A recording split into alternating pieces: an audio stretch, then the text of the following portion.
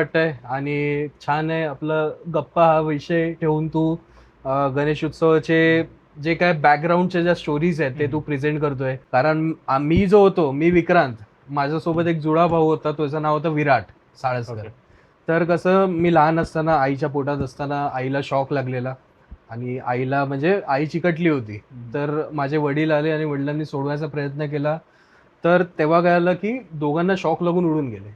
आम्ही डॉक्टरकडे गेलो तेव्हा माहिती पडलं की बाबा दोघे पण जगणार नाही. पण तेव्हा जमलं नाही पप्पांना. तुम्ही म्हणजे माझ्याकडे चित्र आहेत. विजय खातू काकांनी मला शिकवलेल्या काही गोष्टी स्केचेसमध्ये कसं काय रचना करायची, कसं काय बॅलन्सिंगच्या हिशोबाने कसं स्केच काढायचा वगैरे.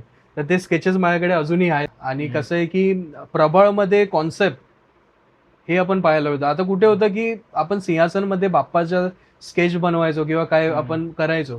तर त्याच्यामध्ये कसं असायचं की आपल्याकडे लिमिटेशन्स असायचे की तेव्हा प्रभावामध्ये एवढं कॅरेक्टर्स वगैरे नसायचे. आणि ते सुरुवात केलं होतं विजय खातू काकांनी सुरुवात केलं होतं. स्केच खूप सुंदर आहे. पण कसं असतं की काही मंडळाकडे बजेट असतो, काही मंडळाकडे नसतो.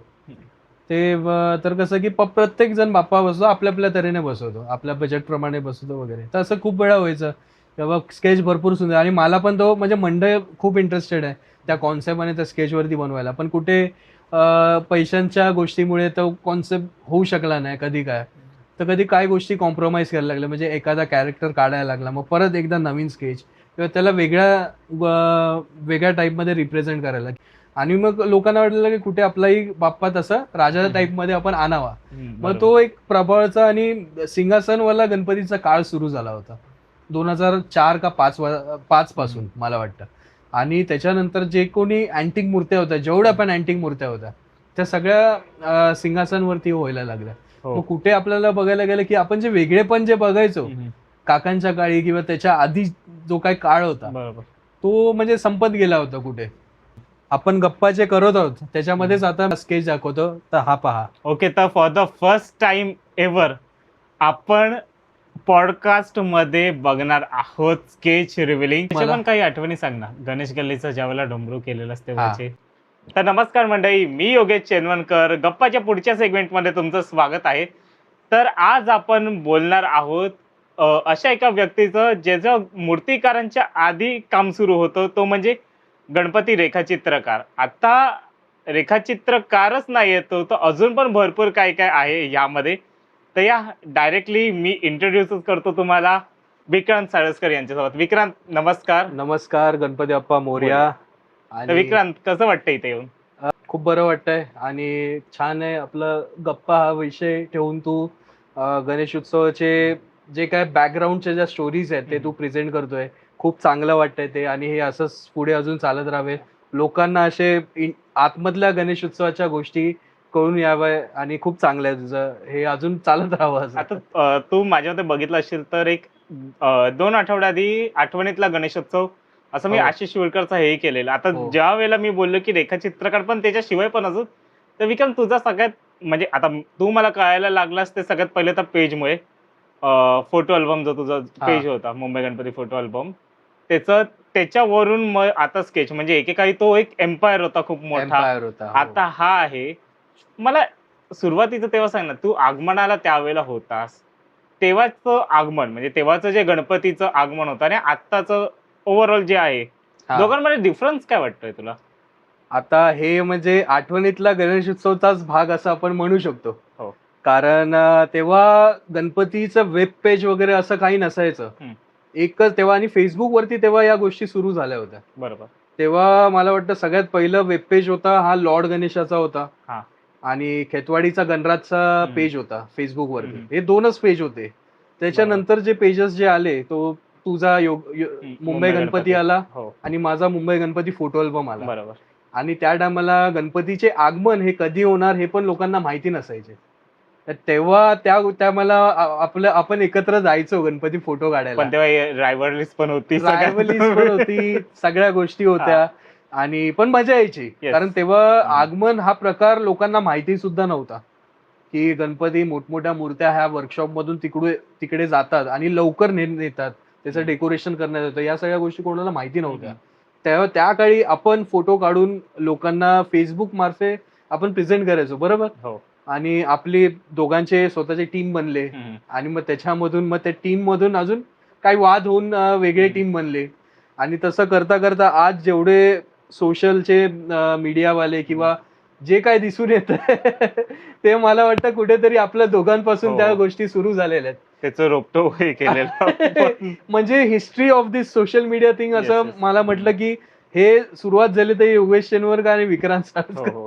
तिथून. कारण तेव्हा फक्त 2च वेब पेज होते जे सगळ्या मंडळांना म्हणजे मोठं मंडळ किंवा छोटं मंडळ असं काय नाही. आपण अगदी छोट्यातला छोटा गल्लीमध्ये एक छोटी मूर्ती असेल त्याचं पण आपण प्रमोशन करायचो त्या टायमिंगला. तर तो आय थिंक 2000 कधी 8 का 9 असेल वाटतं. हो. सगळ्यात पहिलं ऑर्कुटला होतं. ऑर्कुट Yes, ऑर्कुट पासून ऑर्कुटवरून सुरुवात हा झाली. हे सगळं तिथून झालेलं. मग आपण फेसबुक वर आलो येस. आणि नंतर आता हल्ली हे इंस्टाग्राम वगैरे. इंस्टाग्राम आलं. हा फक्त आता मध्ये आपलं त्यावेळेला राहिलं जे आता सुरू झाले ते म्हणजे युट्यूब. युट्यूब ते असं होतं ना की तेव्हा चालू झालं असतं तर हो मस्त तेव्हा होतं. आपल्याला एवढी आयडिया नव्हती ना हम्म. की युट्यूब वरती असं सगळ्या गोष्टी आपण करू शकतो आणि हो. त्याचं मॉनिटायझेशन पण होऊ शकतो. या सगळ्या हम्म. गोष्टी आपल्याला आयडिया नव्हती. मोस्टली म्हणजे मेजरली आपल्याला बोलायला गेलं की ऑनलाईन जे काय ऍडव्हर्टाइजमेंट आहेत म्हणजे युट्यूब मार्फे ऍडव्हर्टाइजमेंट जे येतात वगैरे पहिले युट्यूब वरती एक पण ऍड नसायची. नंतर हळूहळू ऍड्स दाखवायला लागले हो. आणि सगळ्या गोष्टी ऍड्सनी मॉनिटायझेशन व्हायला लागले. मग ह्या गोष्टी नंतर झाल्या. या गोष्टी त्या टायमाला आपल्या त्या टायमाला जर माहिती असतं तर तेव्हा Yes. किती मिलियन्स मध्ये फॉलोअर्स होते आरामशीर. आपले हो. फेसबुकवर. म्हणजे असेल तर आता तर नेक्स्ट लेवल असतो मग जो तुला आपण. मी काय बोलतोय मग हो. तुझं म्हणजे तुझे बाबा हे मूर्ती करायचेच म्हणजे अगदी तो वाशीचा आणि गणपती केलेला. हो पण तुला का असं वाटलं की या फील्ड मध्ये म्हणजे फोटोग्राफी सोडून स्केचेस किंवा मूर्ती करणं? हा आता ह्याचं मूळ म्हणजे बॅकग्राऊंड जसं बघायला गेलं तर माझ्या बर्थ पासूनच सुरुवात होते. कारण मी जो होतो मी विक्रांत माझ्यासोबत एक जुळा भाऊ होता त्याचं नाव होतं विराट साळसकर. Okay. तर कसं मी लहान असताना आईच्या पोटात असताना आईला शॉक लागलेला आणि आईला म्हणजे आई चिकटली होती. तर माझे वडील आले आणि वडिलांनी सोडवायचा प्रयत्न केला. तर तेव्हा कळालं की दोघांना शॉक लागून उडून गेले. आम्ही डॉक्टरकडे गेलो तेव्हा माहिती पडलं की बाबा दोघे पण जगणार नाही. तर माझे वडील म्हणाले की कसाही असू लुळा पांगळा कसाही असू तुम्ही जगवा त्याला आम्ही त्याला मोठा करू. आणि माझ्या वडिलांनी गणेश गल्लीला नवस केला आणि तो नवस पूर्ण झाला. माझा भाऊ नाही वाचू शकला पण मी वाचलो आणि देवाचीच इच्छा असेल की मला वाचवलं हे गणपती बाप्पाची सेवा करायला. आणि आज माझ्या हातातून एवढे गणपती बनतात म्हणजे एक चुनाभट्टीला एखाद्या छोट्याशा घरात राहून पूर्ण वर्ल्डमध्ये मी माझे डिझाईन्सनी मूर्त्या बनतात आणि त्या मूर्तींचे पूजा होते आणि ते ते खूप मोठी गोष्ट आहे माझ्यासाठी. अरे आता छोट्यातला घरातलंच बोललो तर एक किस्सा सांगायचा म्हणजे पब्लिकलाही सांगूया की छोट्याशा घरामध्ये 22 फुटाचा गणपती बनवण्यासारखं का वाटलं तुला? ह्याचं म्हणजे काय झालं की आपण फिरायचोच गणपती फोटो बिटो काढत त्या टायमिंगला आणि कसं होतं की कुठेतरी असं वाटायचं की आपला पण स्वतःचा एक गणपती असावा की आपण स्वतःचा हक्काचा गणपती मंडळ आणि मोठा गणपती मंडळ. तर त्याचं म्हणायला गेलं की बाबा मग मी सुरुवात केली घरी. तेव्हा मी 9th स्टँडर्डला होतो. मग पॉकेट मनी मला जे द्यायचे ते मी सेव्हिंग्स करायचो आणि पप्पांनी मला स्टोऱ्या सांगितलं होतं की मी तो वाशीचा राजा 1997 ला आणि 1998 ला तसं वडिलांनी मोठी मूर्ती बनवली होती. तर ती कशी बनवली त्याचा स्ट्रक्चर कसा होता वगैरे कागदानी बनवली होती एकदा थर्माकोलनी बनवली होती. थर्ड टाइम सुतळीनी बनवत होते पण तेव्हा जमलं नाही पप्पांना आणि तेव्हा इथे आलो आम्ही चुनाभट्टीला अगेन राहायला आलो नाही तर वाशीचं घर आम्ही सोडलेला तेव्हा. तर कसं आहे की ते त्या स्टोरीज वगैरे ऐकून आणि मग तसं आतमधलं गणपतीचं स्ट्रक्चर म्हणजे मी जो गणपती बनवतो कागदाचा गणपती आता मी CST ला बनवतो DN रोडचा राजा त्या मंडळाचं नाव आहे. अगदी तो एकूण एक स्ट्रक्चर पासून सगळं मी स्वतः तयार करतो. म्हणजे तारेचा अख्खा सांगाडा असतो बांबू वगैरे काट्या वगैरे वापरून मी तो बनवतो. तो मी 9वीत असताना वगैरे तो छोटा गणपती मी बनवायला तयार केला आणि तो बनता बनता ती मूर्ती झाली माझ्या घराच्या छताला टेकली. 8-8.5 फुटाचा गणपती तो टेकला घराच्या छतात. तेव्हा तू आलेलास बघायला. Yes. तू बोलला ह्याला अग्निपथचा घरातून गणपती. बाहेर कसा काढशील हम्म. आणि 5व्या माळ्यावरती हो. गणपती. त्यानंतर आमच्या इकडचे लोकल MLA आले आणि सगळे चुनाभट्टीकर जे कोणी मेन लोक होती त्यांनी आले आणि ते बोलले की हा विक्रांत आपण या गणपतीला बसूया. खूप छान तुझा कॉन्सेप्ट आहे आणि मला सपोर्ट केला आणि अशा प्रकारे मग आम्ही बसवला तो मोठा गणपती आणि तो त्याच्या खाली मग कमळ होता. कमळ बनवलं आणि कमळाच्या खाली हत्ती, म्हणजे हत्तीने सोंडेमध्ये कमळ पकडले, त्यावरती गणपती बाप्पा विराजमान. ती मला वाटतं 27 का 30 फूट मूर्ती झालेली ती. आणि भरपूर मला रेडिओ पासून सगळीकडे माझ्या मुलाखती वगैरे भरपूर टाइम्स ऑफ इंडिया मला ग्रीन गणेश अवॉर्ड भेटला. आणि भरपूर खूप छान प्रकारे सगळीकडे मेसेज गेला की बाबा मोठ्या मूर्त्या आपण कागदाच्या पण घडवू शकतो. त्या टायमिंगला आपण तो एक जोर पकडला मोठ्या प्रमाणात. आणि तुझी बनवण्याची टेक्निक पण वेगळी होती. म्हणजे नॉर्मल आता पेपर पल्प पासून बनवतात, तुझी हो. त्याची वेगळी टेक्निक होती. कारण मला आठवतं की त्याच्या पुढच्या वर्षी मी पण आलेलो बनवायला. आणि त्याचा अजून हो. एक किस्सा असं सांगायचं झालं आपल्या पब्लिकला सांगतो तर, हा गणपतीची एक साइड मी बनवत होता, गणपतीची एक साइड हा बनवत होता. हो, हो. माझा गणपती मी माझ्या स्टाईलने बनवत होता, ह्याचा गणपती हा. म्हणजे आमचं कोऑर्डिनेशनच नव्हतं. हो. ऍक्च्युली सीन काय झालेला की मूर्तीचा चेहरा एवढा मोठा होता की फेसचा एक बाजूला मी आणि फेसचा दुसऱ्या बाजूला योगेश, आणि आम्ही एकमेकांना तोपर्यंत नाही बघू शकत जोपर्यंत मी असं फिरून फ्रंटला जरी येत नाही तोपर्यंत. मग एवढा मोठा फेस होता तो. अग्निपथचा गणपती आपण बनवला होता कागदामध्ये. तेव्हा एक बाजूचा कान मी बनवत होतो, एक बाजूचा कान योगेश बनवत होता. आणि मी फोटो बघून बनवतो, ह्याला पण फोटो दिला होता, तू तुझ्या तऱ्हेने बनव. आणि झाले. म्हणजे एक थोडक्यात सांगतो, हायनी तू केलेलं थोडं राजन झाड टाईपच्या गणपतीचं आहे, मी केलेलं थोडं विजय खातो साहेबांच्या मूर्तीच्या ह्याच्यामध्ये. त्याचा एक कान असा गेलेला आणि एक कान खाली हो, गेलेला. दोन्ही वेगळे झाले होते. हो, हो. पण ठीक आहे, एक स्ट्रक्चर पण मजा होती ती. मजा हा. आली ती एक आठवणीतला म्हणजे गणेशोत्सव बोलू तेव्हाच असं शकतो. होतं ना की वेब पेज वाल्यांची मैत्री कुठपर्यंत जाऊ शकते, त्याचं एक हा. चांगलं उदाहरण हो होतं ते. हो हो हो. तर मग त्याच्यानंतर हा कसा काय आला मग तुझ्याकडे, आपला डीएन रोडचा गणपती? काय झालं की आम्ही ते गणपती बसवला, 3 वर्ष बसवला, चुनाभट्टीचा महाराजा. आणि लास्ट वर्षी मग काय झालं की हे यांनी मला अप्रोच केला होता डीएन रोडचा राजावाल्याने की विक्रांत आम्हाला पण असा इको फ्रेंडली गणपती बनवायचा आहे. तर त्यांनी कसं माझे जे कुठे इंटरव्ह्यूज झाले रेडिओ चॅनल किंवा असं XYZ गोष्टीमध्ये, आणि तेव्हा कसं मी स्केचेस पण मी बनवायला लागलेलो. तर कसं की तिथून मग त्यांना माहिती पडलं, माझ्यासोबत आले, मीटिंग केले. मग पहिल्या वर्षी मी छोटी मूर्ती बनवली, कारण ती चुनाभट्टीमधून त्यांना CSC ला न्यायची होती. म्हणून कसं की बाबा त्यांना पण एक एक्सपिरियन्स, मला पण एक एक्सपिरियन्स, म्हणजे लहान वय होता आणि त्यात आपण या मोठ्या गोष्टीकडे आपण वाटचाल सुरू केला होता. त्यामुळे पहिल्या वर्ष 8 फुटाची मूर्ती बनली होती, तलवार घेऊन असा वॉरियर टाईपमध्ये. आणि त्याच्यानंतर मग हळूहळू पुढे अजून करत गेलो आपण मूर्त्या. आणि आता दरवर्षी तुम्ही बघतात की CSC मधून ते गिरगाव चौपाटी जाणारा गणपती, इको फ्रेंडली गणपती कागदाचा, आणि सगळ्यात उंच मूर्ती कागदामध्ये या साईडला CSC ला, तर ती आपली जाते डीएन रोडचा राजा. म्हणजे अगदी तिथून ते चंदनवाडी वगैरे होऊन ते सगळे चंदनवाडीचा गोड गणपती पासून सगळ्यांसोबत भेट देऊन माझा बाप्पा चौपाटीपर्यंत विक्रांत, जातो. तू आता तुला ओळखलं जातं ते आज सगळ्यात मेन म्हणजे स्केचेस मध्ये. हो. स्केचेसची सुरुवात कशी झाली आणि मग पहिला सार्वजनिक गणपती हा कुठल्या स्केचनुसार झाला तुला? कसं झाली ती सुरुवात, म्हणजे अक्षरशः मी लहान असताना माझे 2-3 काका आहेत जे चुनाभट्टीला असतात. आणि तसं सुरेश शर्मा काका आहेत, प्लस संतोष जामखंडीमधून वेल्डर आहे. तर ते लोक मला लहानपणीपासून गणपतीचा वेड भरपूर. परत चुनाभट्टीमध्ये तेव्हा गणेश गल्लीची मूर्ती बागवे काका बनवायचे आणि त्याचे फिनिशिंग करायचे शिवाजी चव्हाण. मग ते कसं की मी लहान असताना माझे आई वडील मला न्यायचे दाखवायला, आणि त्याच्यानंतर मला एवढं वेड लागलं होतं की मी काकांचा नंबर घेतला होता, सुरेश शर्मा परत संतोष दादांचा. आणि तर मी स्कूल माझी बंक करून आणि मला माहिती होतं 5 नंबर हा बस जाते. तर मी 5 नंबर बस मला माहिती होता, तिकीट काढून मी काकांना सांगायचो. तेव्हा PC होता, PCO वरती मी फोन करून सांगायचो, काका मी शाळेतून निघतोय, माझ्यासोबत माझे 2-3 मित्र आहेत आणि आम्हाला गणपती दाखवा, आणि तुम्ही बस स्टॉप वरती उभं राहा, कारण आपण रोड बिल हायवेचा रोड होता, क्रॉस बरोबर. बेस करायला आपल्याला जमत नाही ते. बरोबर. आणि लहान होतो वय, पण आपण बसनी बरोबर पोहोचायचो हो. तिकडे. ते बाप्पाचाच कुठे आशीर्वाद होता. आणि मग काका तिकडे उभे राहायचे. तेव्हा परेल वर्कशॉपचा गेट समोरून नव्हता, पाठीमागून असायचा, तुलाही साईडून. माहिती हो, असेल, हो. साईडून.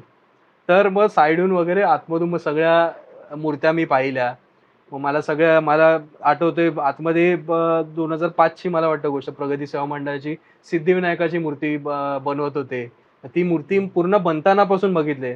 मग तेव्हा स्वामी समर्थांच्या रूपात परत तेव्हा एक स्टाईल होती व्हाईट कलरचा गणपती आणि त्याच्यावर चमकी मारायचे आणि ते सगळ्या वेगवेगळ्या गोष्टी बघायचो. परत एक एक मूर्ती 2-4 मूर्त्या अशा होत्या की पूर्ण हिरे लावलेल्या मूर्त्या होत्या. ते पण त्या टायमाला भरपूर असं ट्रेंडिंग चालू होतं. तर असं भरपूर वेगळ्या मूर्त्या मी बघितल्या आणि त्याच्यानंतर हळू काय झालं की मला माहिती पडलं की हे मूर्ती फक्त असेच हे लोकं बनवत नाही. तर ह्या मूर्ती बनायच्या आधी स्केच बनतो. तर ते मला भालचंद्र गानार आणि राजन खातू हे तेव्हा एकत्र होते आणि तेव्हा त्यांनी मला जाऊन दाखवले, की "विक्रांत ये तुला दाखवतो बाळ. हे मूर्ती आम्ही असंच बनवत नाही. ह्याच्या आधी आमचे स्केच बनवतो." मग ते मी स्केच बघितले त्या टायमिंगला आणि स्केच मला दाखवले. मग तेव्हा काका पण होते विजय खातू काका. तर काकांनी मला दाखवलं, की हे फक्त स्केचपर्यंत नाही. जर स्केचमध्ये आम्हाला समजलं नाही, तर त्याचे आम्ही मॉडेल पण बनवतो छोटा. मग ते मॉडेल पण मी काही फेमस मंडळाचे मॉडेल्स पण सुद्धा मी बघितले त्या टायमिंगला आणि तशी मला आवड निर्माण झाली. मग मी स्केचेस बनवायला लागलो आणि स्केचेस बनवून मी पहिलं Facebookवरती टाकायला लागलो. मला देऊ कोणाला? माझा काही ओळख नाही, काय नाही. मग मी देऊ कोणाकडे? मग हळू तसं मग मला पहिला चान्स जो दिला, तो विजय खातू काकांनी दिला. तर काकांनी म्हणजे मी पहिलं स्केच काढायचो. मला एवढं काय आयडिया नव्हती कसं काय असतं, काय नाही. सेंटर लाईन मारून वगैरे सगळ्या गोष्टी रचायच्या असतात. म्हणजे सेंटर लाईन म्हणजे सेंटर आपला रॉड असतो. तसं आणि जर बॅलन्स असेल तर कुठला बॅलन्स कुठे द्यायचा, कसा द्यायचा. कसं आहे की तेव्हा मला माहिती पडलं की असे बनतात आणि मला मग खेतवाडीचा राजा म्हणजे खंबाटा लेक ह्यांनी मला पहिला चान्स दिला. संतोष दादा होते त्या मंडळामधले. त्यांनी मला कॉन्टॅक्ट केला होता आणि मी त्या गरुडावरती बसलेला हा स्केच तो मी बनवला आणि तेव्हा बनवला आणि तेव्हा मला प्रोत्साहन दिला भालचंद्र गानार काका, विजय खातू काकांनी आणि तसं मला प्रोत्साहन दिला आणि त्याच्यावरून मग ती पहिली माझी मूर्ती मुंबईत झाली आणि त्याच वर्षी अजून एक साताऱ्याचा राजा म्हणून नागावरती बसलेली मूर्ती होती. नागावरती उभी मूर्ती होती. महेश लोहार म्हणून मूर्तिकारांनी पण ती बनवली होती. तर त्या वर्षी माझे 2 स्केच झाले. मग तसं करता अजून वाढत गेले. तर कुठे मला स्केचेसमध्ये मला तेवढं काय आयडिया नव्हती. तर माझे जे स्केच असायचे, त्या स्केचच्या मागे अजूनही म्हणजे माझ्याकडे चित्र आहेत. विजय खातू काकांनी मला शिकवलेल्या काही गोष्टी. स्केचेसमध्ये कसं काय रचना करायची, कसं काय बॅलन्सिंगच्या हिशोबाने कसं स्केच काढायचा वगैरे. तर ते स्केचेस माझ्याकडे अजूनही आहेत आणि ते खूप मला पण मग छान असं त्याचं स्केचेस मार्गदर्शन झालं. काढता असे काही स्केचेस काढताना तू रेफरन्स कसला घेतोस का किंवा काय वाचतोस की कसली स्टोरी आता समज गणपतीचं असेल तर हां. गणेश पुराण किंवा मुद्गल पुराण असेल त्याचं असं काही वाचलंयस का? आता कसं आहे, की ह्याची मजा म्हणजे मला बोलायचे "अबे एन्सायक्लोपीडिया आला." विजय खातू काका बोलायचे. तर तसं आहे, की कारण मी काय करायचो, मी डीप रिसर्च करायचो आणि हे डीप रिसर्च आत्तापासून नाही, म्हणजे सुरुवातीपासून मी जेव्हा स्केचेस काढायला लागलो, तेव्हापासून मी डीप रिसर्च करायचो. कारण कसं असायचं, की त्या टायमाला एआयचा वगैरे काय किंवा असा काही जमानाच नव्हता. तर बरोबर. आपलं जे काय वाचायचं तर ते कसं, की बुक्स वगैरे वाचून हम्म. किंवा त्याच्याबद्दल इन्फॉर्मेशन कलेक्ट करून. तर कुठचं एखादं रूपात आपलं गणपती बाप्पाचं प्रेझेंटेशन द्यायचं आहे, म्हणजे त्या प्रकारे त्या रूपात आणि ती स्टोरी आपल्याला सांगायची आहे. आता मला लोकं ओळखतात कशासाठी, की बाबा विक्रांत साळसकरकडे कॉन्सेप्ट बेस्ड स्केचेस असतात, की ह्याच्याकडे फक्त स्केच नसतो.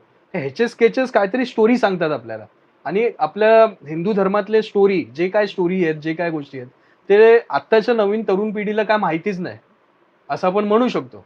तर मी त्या स्टोरी आणि जे अननोन स्टोरी जे टेल्स आहेत आपल्या हिंदू हिस्ट्रीचे, हिंदू मायथॉलॉजी नाही, हे मायथॉलॉजी नाहीत आपले, ही आपली हिंदू हिस्ट्री आहे. बरोबर. तर ते मी लोकांपर्यंत पोहोचवतो. गणपतीच्या ह्याच्या थ्रू, स्केचेस थ्रू आणि त्या मूर्त्या बनतात.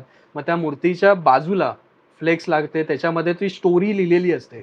तर लोकं ते वाचतात आणि दरवर्षी माझे जे स्केचेस आहेत तिकडे मूर्त्या बनतात, ते लोकं आवर्जून बघायला जातात का?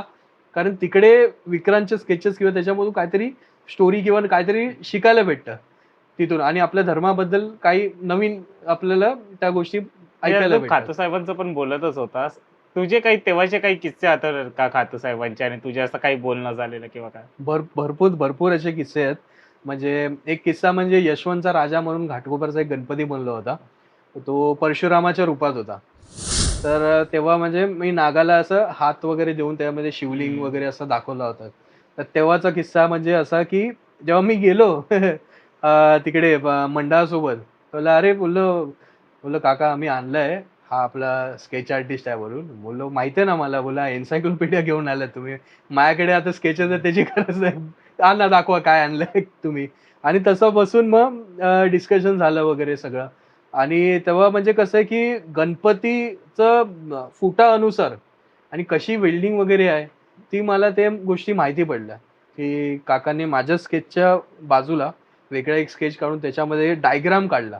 म्हणजे वेल्डिंगचा डायग्राम, की कुठून कसा रॉड वगैरे जातो.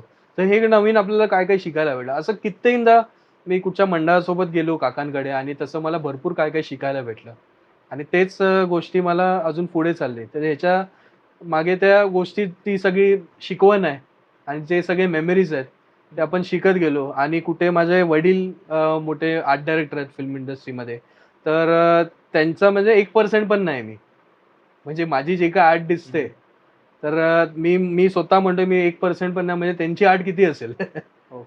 तर आणि एकदा तर असं. असंही होतं की खातरसाहेबांचा कारखाना हा तुझ्या बिल्डिंगच्या मागेही होता हा. 2002 ला. तेव्हा तुला तिकडचे काही आठवणी आहेत का, की कशी मूर्त्या काय त्या? तेव्हा आणि त्या वर्षी मला आठवतंय की चंदनवाडीचा पण 25वा चंदनवाडीचा घोड्याचा वर्ष होतं. रथवाली येस. मूर्ती होती. मला म्हणजे लहान होतं थोडे दुर्मिळ याद बोलू शकतो, याददाश्त बोलू शकतो आपण. पण मला अजूनही आठवतं, की माझ्या पप्पांनी मला नेलेला तिकडे आणि तिकडे चिखल होता खाली. हो. पाय ढसत होते. मग माझ्या पप्पांनी आता उचलून घेतलेला आणि तेव्हा भरपूर रशवाले दिवस होते वगैरे. आणि मग ते मूर्ती लोकं काढत होते बाहेर आणि त्या सगळा किस्सा आठवतो, की तेव्हा असं होतं, की युद्ध पातळीवरती चाललेलं काम होतं. चाललं हो, होतं. हो. आणि काकांची मला वाटतं तब्येत खराब होती आणि बरोबर. हॉस्पिटलमध्ये होते त्या हो, हो. वर्षी. हो. तर तेव्हा पण म्हणजे भरपूर काही गोष्टी आहेत, की मला वर्क प्रेशरमध्ये पण तेव्हा काम डिलिव्हर जेव्हा करत होते. म्हणजे आपण एकदा म्हणतो ना, की मूर्तिकार आहे. पण मूर्तिकार सोबत त्यांचे जे कारागीर असतात, ते पण जेव्हा त्या लेव्हलला जीव लावतात, तेव्हा आपल्या एवढ्या सुंदर-सुंदर मूर्त्या आपल्याला पाहायला भेटतात. ती पण गोष्ट आहे. म्हणजे आता मी आहे, तर माझाही वेपन्सचा वर्कशॉप आहे. पण माझे वर्कर लोकं माझ्यासोबत आहे, तेव्हा मी त्या गोष्टी मी डिलिव्हर करू शकलो. तर हीच एक ताकद असते, की एक ग्रुप वर्क आणि एक लीडर. तर त्यांचा जो बोलतात ना कोऑर्डिनेशन असतो, त्याच्या थ्रू मग खूप सुंदर गोष्टी आपल्याला बघायला पण नंतर भेटतात. कालांतराने कसं झालं माहिती म्हणजे एक 2015 ला कृणाल दादाची एंट्री झाली परेलला. त्याच्यानंतर सगळे कन्सेप्ट्सच चेंज झाले. म्हणजे हो, त्याच्या आधीचे जे कन्सेप्ट्स होते आणि त्याच्यानंतरचे म्हणजे त्याच्यानंतर एक कसं झालं ना, की एक वेगळ्या प्रभावळींचाही काळ आलेला हो. मध्ये. तर तुला अपग्रेड कसं झालं त्या सगळ्या गोष्टींमध्ये? आता कसं होतं, की तेव्हा कुणाल दादा आला, आहे ना, परेल वर्कशॉपला आणि त्या वेगळ्या गोष्टी आणि गणपतीमध्ये एक क्वालिटी वर्क जो असतो, ते पाहायला भेटलं. आणि कसं आहे, की प्रबळमध्ये कॉन्सेप्ट हे आपण पाहायला होतं. आता कुठे होतं, की आपण सिंहासनमध्ये बाप्पाच्या स्केच बनवायचो किंवा काय आपण करायचो. तर त्याच्यामध्ये कसं असायचं, की आपल्याकडे लिमिटेशन्स असायचे, की त्या प्रभावामध्ये एवढं कॅरेक्टर्स वगैरे नसायचे. आणि ते सुरुवात केलं होतं, विजय खातू काकांनी सुरुवात केलं होतं. आपला चिंचपोकळीच्या चिंतामणीला म्हणजे प्रभाळमध्ये कृष्णा वगैरे असं कॅरेक्टर देऊन. मग तसं मग अजून त्याच्यामध्ये कुणालदादांनी अजून गोष्टी त्याच्यामधून प्रभाव थ्रू कॉन्सेप्ट दाखवायला सुरुवात केली. मग त्याच्या थ्रू मग मला पण एक कुठे भेटलं, की बाबा आपण त्याच्या थ्रू आपण प्रभावमध्ये पण आपण स्टोरी आपण प्रेझेंट करू शकतो. की ज्यांचं मला सिंहासनमधला बाप्पा असायचा गणपती बाप्पा. तर त्याच्यामध्ये कसं की कॉन्सेप्ट वगैरे दाखवायचं तर आपण आर्चचा वापर करून आपण एक स्टोरी टेलिंग करू शकतो. तर त्या हिशोबाने आपण मग आर्च वगैरे यूज करून आपण स्टोरी टेलिंग करायला लागलो गणपती बाप्पाला. पण मग नंतर ज्यावेळेला हे फिगर्स आले, तेव्हा ऑब्व्हियसली ते पैसेही वाढलेत हो. सगळ्यांच्या ह्याच्यामध्ये. तर त्यावेळेला तुझं असं काय झालंय का, की तुला एक कन्सेप्ट द्यायचा आहे, पण त्याच्यामध्ये फिगर्स जास्त आहे. तो मंडळाला आवडला, पण तो बजेट बसत नव्हतं असं काही? हो, असं भरपूर वेळा झालं, की बाबा स्केच खूप सुंदर आहे. पण कसं असतं, की काही मंडळाकडे बजेट असतो, काही मंडळाकडे नसतो.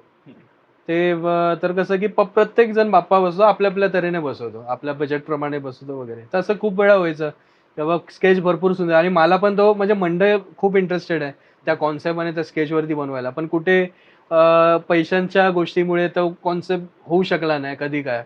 तर कधी काय गोष्टी कॉम्प्रोमाईज करायला लागल्या. म्हणजे एखादा कॅरेक्टर काढायला लागला. मग परत एकदा नवीन स्केच किंवा त्याला वेगळ्या टाइपमध्ये रिप्रेझेंट करायला, की जेणेकरून मग त्याच्यामध्ये काय झालं की हे अजून एक पद्धत तयार झाली की बाबा लो बजेटच्या हिशोबाने म्हणजे कॉन्सेप्ट पण आपण तोच दाखवू शकतो, पण एक बजेटमध्ये बसेल त्या प्रकारे आम्ही स्केच काढायला लागलो. की बाबा एखादा कॅरेक्टर आहे, जर म्हणजे त्या स्टोरीमध्ये भरपूर गोष्टी आहेत, पण ते गोष्टी न दाखवता एक थोडक्यात आपण कसं ती स्टोरी आपण दाखवू शकतो त्या स्केचमध्ये, आणि जेणेकरून एखाद्या कॅरेक्टरचा वगैरे बजेट बसू शकतो मंडळाचा किंवा असं काय. तर त्या हिशोबाने पण आपण स्केचेस काढू आणि त्याला किती अजून सुंदरता, किती पोझिशन वगैरे कशी वेगळी देऊन त्याला अजून किती सुंदर बनवू शकतो, त्या प्रकारे आपण बनवायला सुरुवात केली. मग असं कसं आहे की एक असतो की एक बजेट जर असेल मंडळाचं तर त्या हिशोबाने आपण थोडा एक मोठा प्रेझेंटेशन आपण देऊ शकतो, की प्रबळ असू किंवा काय शस्त्र असू त्याच्यामध्ये. आणि जर बजेट तेवढं नसेल मंडळाचं पण त्यांना इच्छा आहे काहीतरी करायचं, तर आपण त्या प्रकारे पण आपल्याकडे मग असतात स्केचेस की बाबा हा तुमचा ह्याच्यामध्ये आपण बसवू शकतो. आणि तसं मग बरोबर. मूर्तिकारांना पण बरं वाटतं. कुठे आपण मूर्तिकाराकडे जे डिझाईन्स आहेत ते वापरून सुद्धा आपण स्केचेस रेडी ठेवतो, म्हणजे जेणेकरून कसं बरोबर. की मूर्तिकाराला पण मग तू असं करायची गरज विचारतोस का नाही. त्यांना की तुमचा मूर्तिकार कोण आहे? तसं हो, काही? हे तर विचारलंच लागतं, कारण कसं आहे की त्या मूर्तिकारांकडे कुठचे डिझाईन्स वगैरे आहेत अवेलेबल, जेणेकरून कसं की बजेट तेवढं कट शॉर्ट होऊ शकतो. हो. ते आपलं असतं की त्याच्यामध्ये म्हणजे तेवढं बजेट मग मंडळाचं तुझं वाचन मुळात कॉर्डिनेशन कसं आहे बाकी सगळ्या मूर्तिकारांसोबत? माझं सगळ्या मूर्तिकारांसोबत चांगलं आहे. म्हणजे कुठचेही मूर्तिकार असो, अगदी सिद्धेश पासून अरुणदादापासून ते राजन झाड काकांपासून सोबत चांगलं आहे, आणि सगळ्यांसोबत मी कधी ना कधी काम केलंय. कुठचा ना कुठचा मंडळाचा कुठचा ना कुठचा स्केच माझ्या त्यांच्याकडे बनलेत. म्हणजे अगदी छोट्यातल्या छोट्या कारखान्यापासून ते मोठ्यातल्या मोठ्या कारखान्यापर्यंत मी कामं केलेली आहेत. पण असं कधी झालंय का की समज तू एक सगळा स्केच फायनल केला, मंडळाने पण फायनल केला, पण मग नंतर तू कधी मूर्तिकार असं बोललाय का रे किती किचकट काम आणलंयस? असं भरपूरदा झालंय. म्हणजे म्हणायला गेलं तर काकाच म्हणाले होते, विजय खातू काका, की "विक्रांत तू बनवतोस सगळं बरोबर आहे. तू सगळं बरोबर आहे. तुझ्या गोष्टी सगळं मान्य करतो. पण थोडंसं त्याला फ्री वर्क दे." आणि तसं म्हणजे कसं की माझी सवय आहे की माझे स्ट्रोक आहेत ना, सिंगल स्ट्रोक नसतात. माझे 2-3 असे लाईनी असतात. तर ती माझी स्टाईल आहे. आता एखाद्याची स्टाईल असेल, काही गोष्टी बनवायच्या त्याला तुम्ही बदलू नाही शकत. तर मग तो तसं सिंगल प्रयत्न कर, किंवा असं की बाबा त्या कॉन्सेप्टला भले जास्त गोष्टी असतील तरी थोडक्यात प्रेझेंट कर. असं वगैरे काही गोष्टी झाल्यात. आणि मग काय करतो, मग मी ते काय करायचो की मग त्याला पीसीमध्ये घेऊन मग त्याला इरेजर वगैरे करून आपण त्याला हो. एक्स्ट्रा लाईनीज आपण त्याला खोडून मग आपण प्रॉपर द्यायचं. त्याला करून पाठवायचो. आता ह्याच्यानंतर आता एक काळ आपण ह्यांचा बोललो विजय खातो साहेबांचा, हो. त्याच्यानंतर कृणाल पाटीलचा आला. हां. आता त्याच्यानंतर एक आता गेल्या वर्षीपासून एक चाललंय ते म्हणजे अरुणदादा दत्ते यांचं. हो. जे आता एक बॅलन्सिंगचा काळ परत आला, म्हणजे जे बरोबर. आधी खूप वर्ष आधी जे चालायचं किंवा आपल्याला पण जे बॅलन्सिंग गणपती हो. आवडायचे, तो काळ पुन्हा कुठेतरी परत येतोय आणि तुझेही भरपूर स्केचेस असतील अरुणदादाकडे जे तुझ्या प्रोफाईल मध्ये बघितलं. बरोबर. हो. तर आता सांग की परत एक प्रभावीपासून परत मंडळ इथे फिरत आहेत बॅलन्सिंगच्या ह्याच्यामध्ये, तुझं काय मत? आता ह्याची सुरुवात म्हणजे म्हणायला गेलं की पहिलं तेव्हा त्या टायमिंगला कसं झालं की लालबागच्या राजाच्या सगळे भरपूर मानायचे आणि सगळे पाया वगैरे पडायला भरपूर म्हणजे जीव लावायचे त्या मूर्तीवरती वगैरे. आणि मग लोकांना वाटलं की कुठे आपलाही बाप्पा तसा राजा टाईप मध्ये आपण आणावा. मग तो एक प्रभाळचा आणि सिंहासनवाला गणपतीचा काळ सुरू झाला होता 2004 का 5 पासून मला वाटतं. आणि त्याच्यानंतर जे कोणी अँटिक मूर्त्या होत्या, जेवढ्या पण अँटिक मूर्त्या होत्या, त्या सगळ्या सिंहासनवरती व्हायला लागल्या. हो. मग कुठे आपल्याला बघायला गेलं की आपण जे वेगळेपण जे बघायचो काकांच्या काळी किंवा त्याच्या आधी जो काही काळ होता, बरोबर. तो म्हणजे संपत गेला होता कुठे. आणि मग त्याच्यानंतर म्हणजे माझं होतं की मला तर त्या गोष्टी मला ब्रेक करायचा आहे. तर मग ग्रँड रोडचा महागणपती, नॉवेल्टी टॉकीज, तेव्हा तर महागणपती नाव आता पडलं, तेव्हा आपण बोलायचो नॉवेल्टी टॉकीजचा गणपती. तर तिकडे अब्दुल भाई आहे, विनय म्हणून होते. तर ते पण तेव्हा त्या टायमाला राजन झाडकडून मूर्ती आणायचे. आणि मग ते मी लहानपणीपासून त्यांचा गणपती बघायचो. आणि माझ्या पप्पा दाखवायला न्यायचे. ते मला ओळखायचे लहानपणी, लहान असल्यापासून, हा येतो मुलगा. तर तेव्हा मग मी माझे स्केचेस वगैरे दाखवले त्यांना. आणि मग तेव्हा सिंहासन ब्रेक करून त्यांनी पहिल्यांदा मग परत एकदा जुन्या पद्धतीमध्ये मूर्त्या सुरुवात केल्या. की तेव्हा हात होता, शंकराचा हात होता. हातामध्ये त्रिशूळ होता आणि त्याच्यावरती नाचणारा 6 हाताचा गणपती होता. तो माझा पहिला स्केच.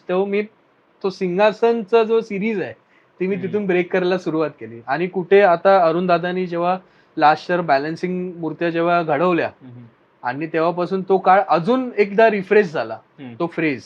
आणि आज म्हणजे या वर्षी आपण म्हणायला गेलो तर या वर्षी भरपूर अशा क्रिएटिव्ह आणि बॅलन्सिंग मूर्त्या आणि सिंहासनवाल्या मूर्त्या आपल्याला कमी बघायला भेटतात यावर्षी. जे सिंहासनवाले होते, जसं चेंबूरचा चिंतामणी पण माझा स्केच तू पाहिलास, तर त्यांचं सिंहासनवाल्या मूर्त्या होत्या. यावर्षी त्यांनी पण वेगळी मूर्ती रामाच्या रूपात करायला घेतली आहे. तर अशा प्रकारे खूप चांगलं आहे. आणि माझे जेवढे जुने त्या टायमिंगला मी काढलेले जे काही स्केचेस आहेत ते यावर्षी लोक ते घेत आहेत. कोलाब्याचा लाडका पण तुम्ही पाहाल, तो माझा जाम जुना स्केच आहे. जेव्हा मी स्केच बनवायला सुरुवात केली तेव्हाचा स्केच आहे यावर्षी. आणि ती बॅलन्सिंग आणि खूप सुंदर पद्धतीत ती बनणार आहे मूर्ती आणि अरुण दादा घडवतोय. तर खूप एक्साइटेड आहे त्या गोष्टी मागे. प्लस कारण कोल्हापूरचा गणपती पण तू बोलतोय तोही सिंहासनावरचाच होता, सिंहासनावरतीच होता. यावर्षी पहिल्यांदा त्यांच्या हिस्ट्रीमध्ये पहिल्यांदा बॅलन्सिंग मूर्ती आणतात. आणि तो कोल्हापूरचा जो लाडका गणपती आहे हा काकांचा खूप जुना गणपती, तो कुठे सिंहासनवरून यावर्षी पहिल्यांदा बॅलन्सिंग घेतोय मूर्ती. आणि खूप छान मूर्ती. त्यामध्येच आता मी कुलाब्याचा लाडकाचा स्केच दाखवतो, तर हा पहा. ओके, तर for the first time ever आपण पॉडकास्ट मध्ये बघणार आहोत स्केच रिव्हिलिंग. तर या चला.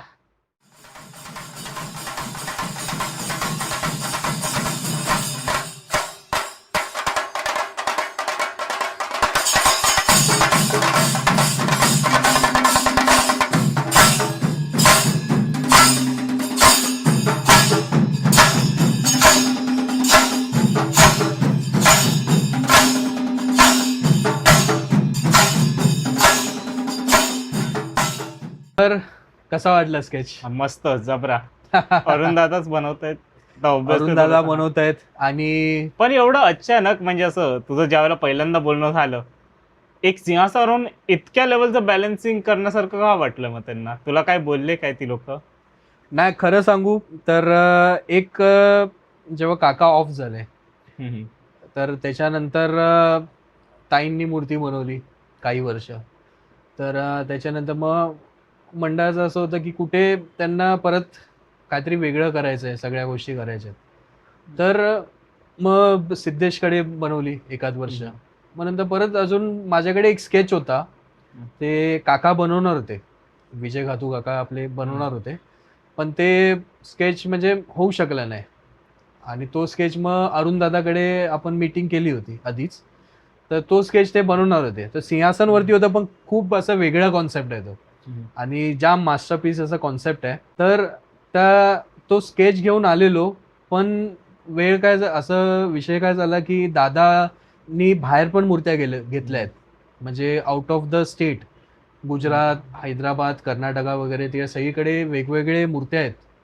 तर ते बनवायला दादा निघून गेला आणि त्या मधला काळ निघून गेला. मग हे मीटिंग यांची राहिली, यांच्या मंडळामध्ये मीटिंग नाही झालेली. तर मग जेणेकरून ती मग सिंहासनवाली मूर्ती बनवायला तेवढा वेळ उरला नाही. मग करायचं काय? तर दादा म्हटलं की बॅलन्सिंग मध्ये करूया का? तर मी रिकमेंड केलं, माझा हा स्केच मी दाखवला त्यांना. ते मला म्हणाले, प्रमोद भाऊ जे अध्यक्ष आहेत मंडळाचे, ते मला म्हणाले की बाबा आम्ही बॅलन्सिंग आजपर्यंत कधी आणला नाही. मी अगदी विजय खातू काकांपासून ते आतापर्यंत आम्ही फक्त सिंहासन वरती मूर्त्या केल्यात आणि सिंहासन किंवा असं वेगळ्या बसलेल्या मूर्त्या केल्यात. एकदमच आता बॅलन्सिंग मध्ये येणं, तर सगळ्यांना कॉन्फिडन्स मध्ये घेणं, तर तो विषय होता. मग कुठे मीटिंग केली मंडळाची, खूप मीटिंग झाल्या आणि त्यासोबत मग माझ्यासोबत मी माझे व्ह्यूज सांगितले, परत अरुण दादांनी स्वतःच्या व्ह्यूज सांगितले. आणि मग अशा प्रकारे मग पहिल्यांदा बॅलन्सिंग मूर्ती करण्यात येत आहे, ते पण कोलाब्यामध्ये. आणि कोलाब्याचा लाडका मंडळ ज्यांनी आजपर्यंत कधी बॅलन्सिंग केली नाही, तर त्या प्रकारे. हा स्केच बघून अरुण दादाचं काय रिएक्शन होतं? अरुण दादाचं रिएक्शन होतं, तर पहिली त्यांनी स्केच पाहिला, तर हा स्केच मी त्याला आधी पण सुद्धा दाखवला होता की दादा मला हा बनवायचा आहे, करायचा आहे. तर बोलला की आपण करूया करूया करूया करून वर्ष निघून गेले, पण तो काळ नव्हता आलेला तसा. आता मागच्या वर्षीपासून तो काळ पुन्हा एकदा आलाय. आणि मग कुठे ह्या स्केच परत एकदा, आणि हा माझा म्हणजे काका असतानापासून हा मी तेव्हा स्केच केलेला होता. तर हा स्केच या टायमिंगला बनतोय आणि मी सुद्धा खूप आनंदित आहे. आणि यावर्षी फक्त हेच नाही, पण भरपूर असे माझे स्केच आहेत ते जाम जुने. मी म्हणजे कॉन्सेप्ट हा कधी जुना होत नाही, स्केच पण हा कधी जुना होत नाही. माझ्या स्केचमध्ये तारीख भले ते असतील, पण तो कॉन्सेप्ट अजूनही झालेले नाहीत कुठे. तर असे माझे कॉन्सेप्ट आहेत. ते यावर्षी भरपूर तुम्हाला बघायला भेटणार आहे. तर हा एक सुरुवातच आहे आणि अजून भरपूर पुढे आता बघायला भेटेल. कारण आता मला एकच आहे फक्त, आता कोलंबावाले हा पॉडकास्ट बघतील तर एकदा कधीतरी ती लोक गिरगाव चौपाटीला यायला हवे. हो, ही कारण हे गोष्ट आहे. कारण त्यांच्याकडे पण एवढे मस्त मूर्त्या असतात ना, म्हणजे अगदी आकाश दादानी ही 1 वर्ष मूर्ती बनवली, तेही इतकी मस्त झालेली. खूप छान होती हो. ती. तर यमराज या स्वरूपामध्ये गणपती बाप्पा होते आणि खूप छान मूर्ती बनवली होती आकाश तिरीमलनी. आपला खूप छान मित्र आहे, आपला चांगला मित्र आहे. तर त्याची जी पहिली जी मोठी मूर्ती होती कामाडीपुराचा चिंतामणी, ती मूर्ती सुद्धा आपण केलेली होती मीटिंग. आणि तो घोड्यावरती बसलेला कल्की रूपात, म्हणजे कल्की आणि धूम्रवर्णा जो गणपती बाप्पाचा स्वरूप आहे, तर तो आपण दाखवण्यात आला त्याच्यामध्ये. आणि खूप मोठी मूर्ती बनवली होती आणि खूप मजा आली होती त्या वर्षी. त्याची मीटिंग सुद्धा माझ्या घरीच झाली होती. हा, तर आता मुंबईचा राजाची मूर्ती बनवतोय, तर खूप छान आवडली आपल्याला आणि अजूनही पुढे बघायच्या आहेत आपल्या त्याच्या मूर्त्या. हा, नक्कीच. तर अजून असं काय वेगळं आणणार आहेस यावर्षी? यावर्षी अजून वेगळं आणणे म्हणजे की असे कॉन्सेप्ट आहेत की जे आउट ऑफ द बॉक्स आहेत. जे माझे ते तुला माहिती आहेत ते कॉन्सेप्ट, कारण तू माझ्यासोबत आधीपासून आहेस. बरोबर. तर ते सगळे कॉन्सेप्ट आणि त्यामध्ये काही मूर्त्या तुझ्या पर्सनल आवडीच्या आहेत. तर त्याही सुद्धा आता बघायला अजून एक भेटणार आहे. म्हणजे सगळ्यात वेगळं यावर्षी ते म्हणजे हैदराबाद. हा, तर हैदराबाद कसं जुळलं? कसं झालं की मी हैदराबाद आधीपासून मी गेलो होतो. म्हणजे राजदीप मधून माझा एक मित्र होता, तर त्यांनी काहीतरी लॉकडाऊनला काहीतरी डायमंड वर्क किंवा असं काहीतरी काम केलं होतं. तर तेव्हा मला स्केचसाठी मला त्यांनी बोलवलं होतं, पण ते काय जुळून आलं नाही. म्हणजे मला कसं आहे की तसं पॅशनेटेड तसं वाटल्या नाही गोष्टी. म्हणजे कसं की एक बिझनेस वेगळा असतो आणि एक क्रिएटिव्हिटी, आर्ट, पॅशन तो एक वेगळा असतो. तर मला अशा लोकांकडे मला द्यायचं होतं स्केचेस की जे त्या हिशोबात पॅशनेट आणि तसं त्याला सक्सेस दिला पाहिजे त्या क्रिएटिव्हिटीला. आणि बाप्पाचा जो कॉन्सेप्ट आहे किंवा आपल्या हिंदूच्या ज्या स्टोरीज आहेत आपले हिस्ट्रीचे, तर ते त्या प्रकारे ते प्रेझेंट आलं पाहिजे आणि तेवढा त्यांना पाहिजे, वेडे पण पाहिजे. कारण ते आपली हिस्ट्री आपण लोकांना दाखवणार आहेत. तर ते आपण चुकीचं दाखवलं तर ते आपण चुकीचं शिक्षण देऊ. त्यामुळे मला प्रॉपर त्या गोष्टी पाहिजे होत्या.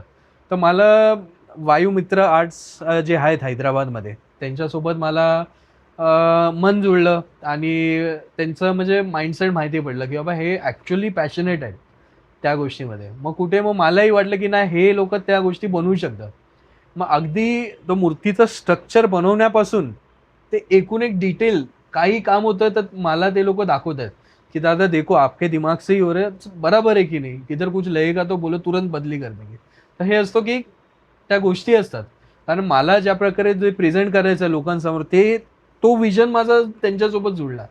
आणि म्हणून मी यावर्षी पहिल्यांदा, म्हणजे एवढे वर्ष मी हैदराबादला चाललोय, पण माझं अजून कोलॅबरेशन नव्हतं. एका दुसऱ्या मंडळाला मी स्केच दिले होते. पण एक फक्त सांग ना, या 3 स्टेटमध्ये नॉर्मल जे स्केचेस मागतात ना, त्याच्यामध्ये डिफरन्स किती आहे? म्हणजे तू करतो, एक तर सुरत, दुसरं म्हणजे आपलं महाराष्ट्र आणि तिसरं हैदराबाद. बरोबर. तर या 3 ह्याच्यामध्ये डिफरन्स काय, म्हणजे नॉर्मली काय मागितलं जातं?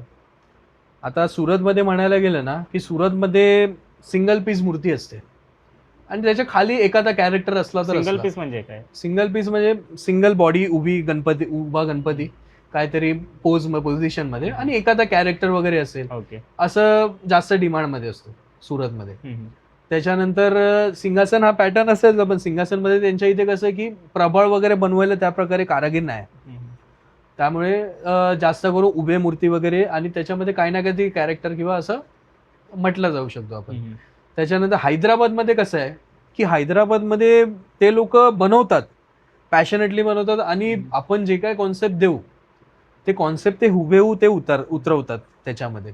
आणि त्यामुळे कसं आहे की तिकडे असं आहे की जे कोणी काय डिफिकल्ट कॉन्सेप्ट जरी असतील, ते आपण तिथून प्रेझेंट करू शकतो आणि लोकांना दाखवू शकतो आणि लोकांना ते भव्यता आपण दाखवू शकतो.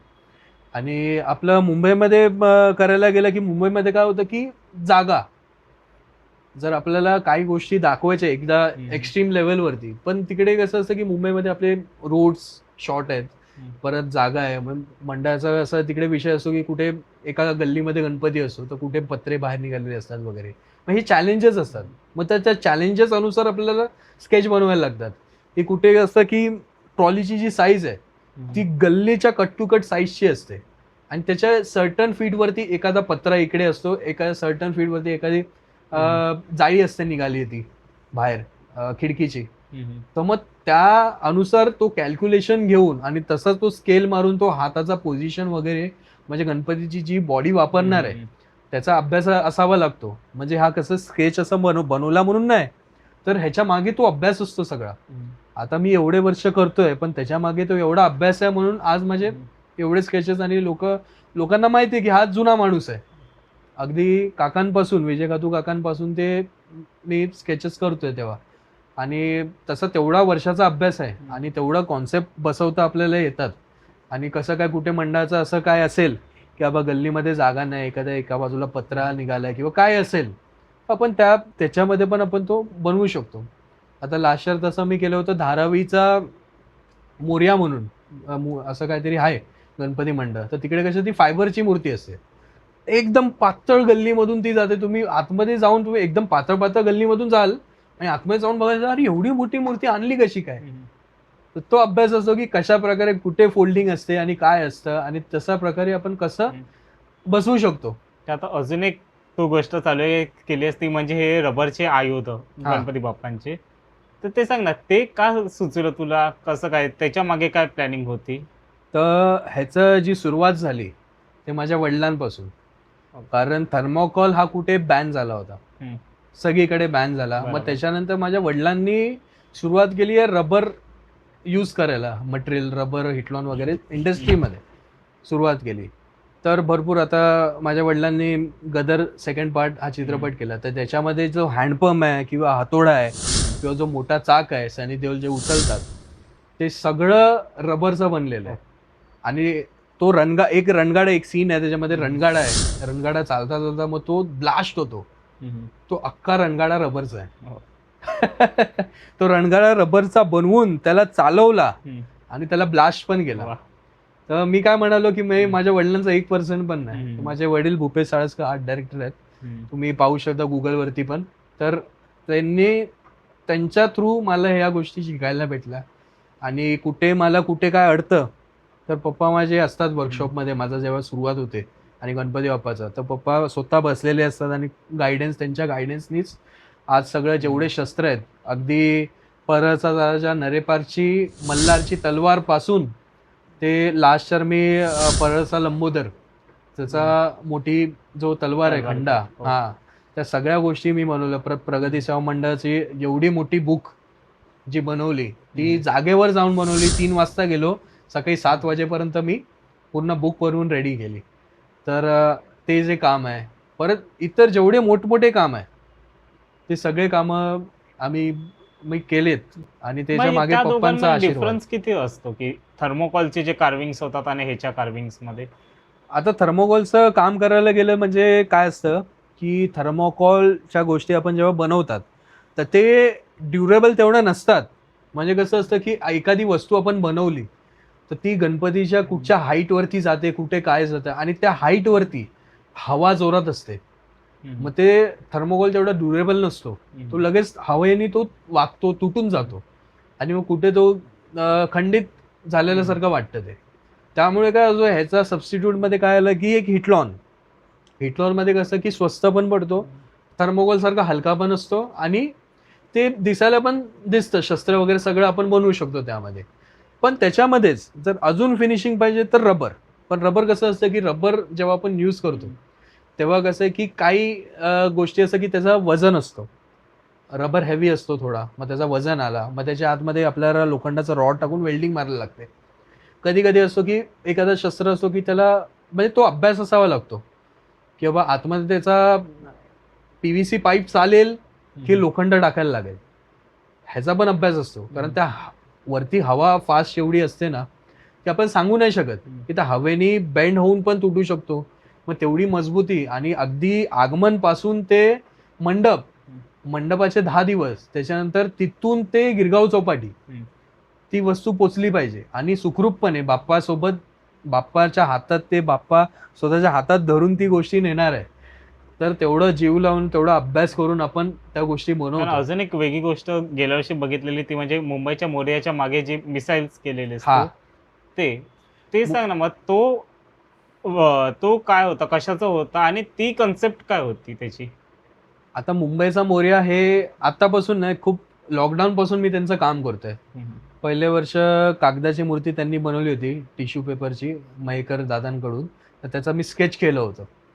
सेकंड इयर मग प्रथमेश कडे बुक केली मूर्ती, शिवाई आर्ट्सकडे. तर तेव्हा पण मी त्याचं फक्त स्केच केलं होतं. त्याच्यानंतर हनुमानाची मूर्ती होती. त्या हनुमानाच्या मूर्ती मागे मी पहिल्यांदा ते रबरनी धनुष्य बाण बनवलं होतं आणि तो हायड्रॉलिक्स केला होता.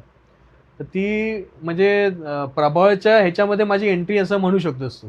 कारण ती एक प्रकार प्रबळच हो, झाली ती. बरोबर. तर तिथून ती सुरुवात झाली आणि त्याच्यानंतर त्याच्या नेक्स्ट इयर त्याचे वेपन्स मी बनवले.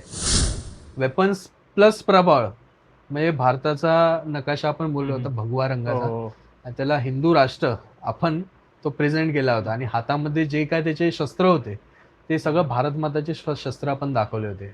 तलवार, शंख वगैरे जे काय आपण दाखवलं ते. तर ते पहिल्यांदा मध्ये मूर्तीमध्ये त्या मंडळाचं आता असं झालं की सगळं कॉन्सेप्ट पासून सगळं मीच डिसाईड करतो.